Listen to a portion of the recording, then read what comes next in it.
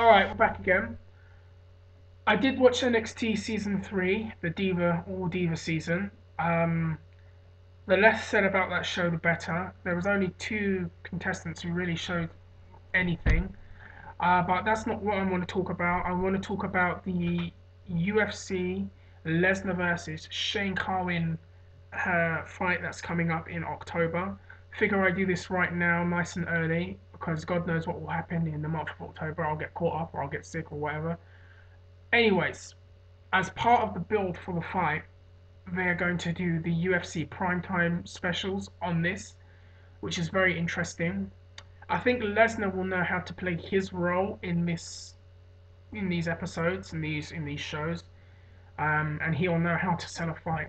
Be interesting to see how Cain Velasquez comes across though, because Cain doesn't really, he seems quite shy, doesn't really, strike me as a trash talker or anything like that. He's very soft spoken. So it'd be interesting to see how they kind of present him and how he kind of comes across there. Of course, in his camp, he's got guys like Josh Koscheck and John Fitch and Josh Thompson in there.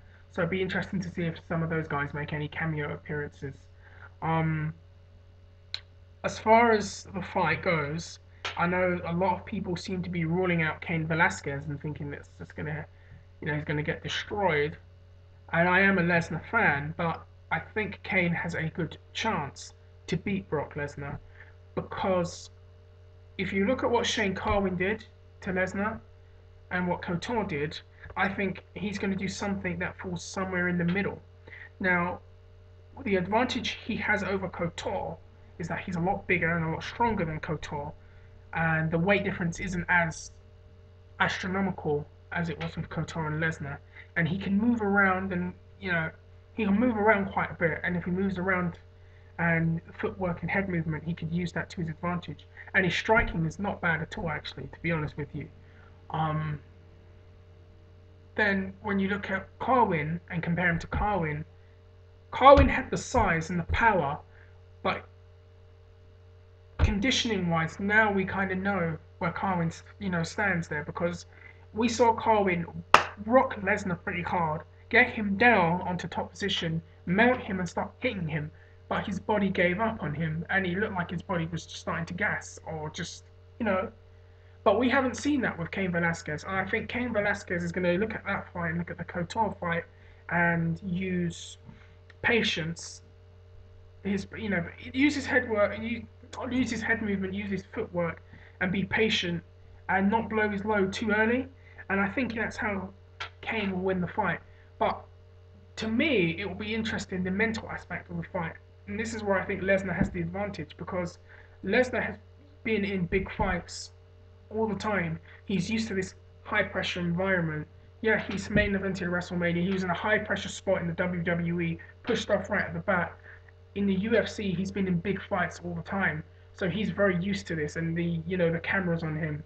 Whereas the mental aspect, how is this going to affect Cain Velasquez? Because this is going to be the most attention he's had in his career from the media. Um, Add to the fact that it's going to be UFC prime time. It's probably going to be one of the biggest drawing fights of the year.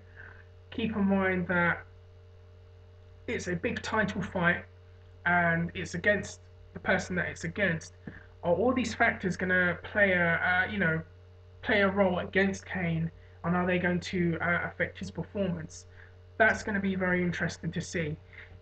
This card looks like it's going to be a very, very big one because Jake Shields is debuting on that card against Martin Kampmann, and it looks like the UFC really want to groom him as the next guy at welterweight, and it looks like they really want to build some names for that division as George St. Pierre's kind of ran through everybody pretty much. He does have a match with Koscheck, a rematch with Koscheck, and that should be quite interesting as they've got the Ultimate Fighter. So depending on what happens with Jake Shields' fight, we may be seeing Shields possibly fight the winner of St. Pierre and Koscheck fight, or maybe fight John Fitch, which will be an alright fight. I respect them both as martial artists, but they have. That's actually a topic better saved for another video actually, and I'll expand on that a little bit later. In addition to that, they've also got Tito Ortiz fighting Matt Hamill. Now that's another very interesting fight, actually, to me, because Matt Hamill and Ortiz, if you know the story, the Ultimate Fighter season 3, Ortiz was Hamill's coach. And it's very interesting now that they're going to be fighting against each other. And that should make for a very interesting countdown show. This will also be Tito's first fight since his Forrest Griffin fight last year. So almost a year since he's been out. Um, it'll be interesting to see where Tito is at physically. Um, as it's, the last couple of fights, there's been injuries and things like that. So it's hard to really, you know, fathom where he is right now. Back injuries, neck injuries, ACL things, all kind of these injuries. But he's had his surgeries. This is probably going to be the closest he's been to 100% coming into a fight. And now he's fighting a young, hungry lion like Matt Hamill, who just came off his Keith Jardine fight. I think Ortiz obviously has the experience factor, and he could use that to his benefit to beat Hamill. But I wouldn't be surprised if this is a similar fight to like an Evans Liddell fight, where Hamill just pulls it out of nowhere. I wouldn't be surprised either way. Um, in addition to that, they've also got Brendan Schaub from Ultimate Fighter Season 10 fighting Gabriel Gonzaga. That's a very, very big fight too. That's a big test for Brendan. If he beats Gonzaga, I think that really puts him out there. When you look at this card, actually, when you think about it, it's a very stacked card. Lesnar and Velasquez fighting, Ortiz and Hamill are fighting, Gonzaga and Schaub are fighting, Diego Sanchez is on there, Jake Shields making his debut, and even the prelim card is not too bad. It actually looks like a pretty stacked card. So that should be very interesting to see what happens. In addition to that, the Ultimate Fighter is going to be starting very soon, season 12, St. Pierre versus Koscheck, and it will be lightweights. I think this could be an interesting season. St. Pierre is pretty much beloved by everybody. Koscheck is very good at being a dickhead, for lack of a better word, and I think he's going to make the most of the time he gets to help build this fight up. As far as that fight goes, that's going to be interesting. I think Koscheck has a better chance of winning this time, and from a fan's point of view, I reckon he was surprised when he fought him the first time that St. Pierre was able to take him down and out wrestle him in that way, and I think he was surprised by that. Now he's had that fight, and that's out of his system, and he's worked his way back into contention.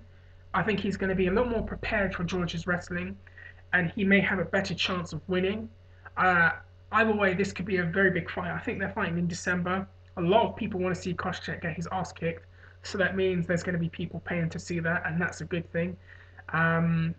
Be interesting to see how St. Pierre fights him, though. Is St. Pierre going to do his play it safe takedowns and avoid the shots, or is he going to stand? We don't know. We don't know. Anyways, that's all I'm going to do now for MMA as far as it's concerned.